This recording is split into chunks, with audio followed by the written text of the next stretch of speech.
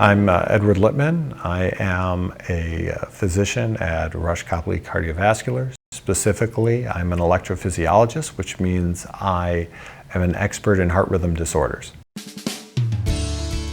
I think in general, when I'm assessing a patient for the first time, I want to hear what they have to say and what their problems have been, and just verify that what's in the chart is accurate and what truly is their biggest concern. So in order to diagnose an arrhythmia, we'll initially start with an EKG, and depending on what it shows, that'll determine whether or not we do a monitor, anywhere between 1 and 30 days to determine what somebody may be feeling. We'll also sometimes do echocardiograms, ultrasounds of the heart to determine the functionality of the heart, as well as if there's any other problems going on, and sometimes we'll do cardiac MRIs. Once we determine what the problem is, we'll then determine what the best course of action is in both talking to the patient and determining what their goals are.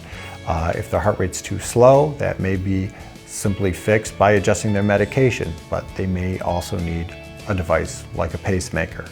If their heart rate is too fast, then again, we'll try medications first, but should that not be effective, we'll then suggest other treatment options, such as an ablation.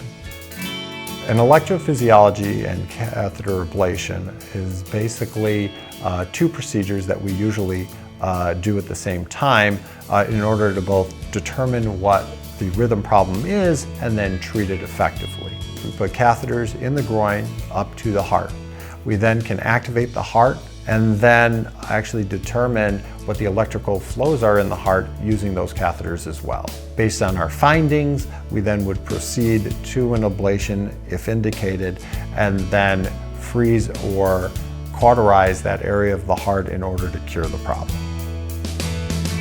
My main goal for pretty much all patients' interactions is just to try and make them feel better, whether it's with a medication or whether it's with an ablation or a pacemaker. It's to try and get somebody back to what they feel is normal so that they can be active and they can enjoy life.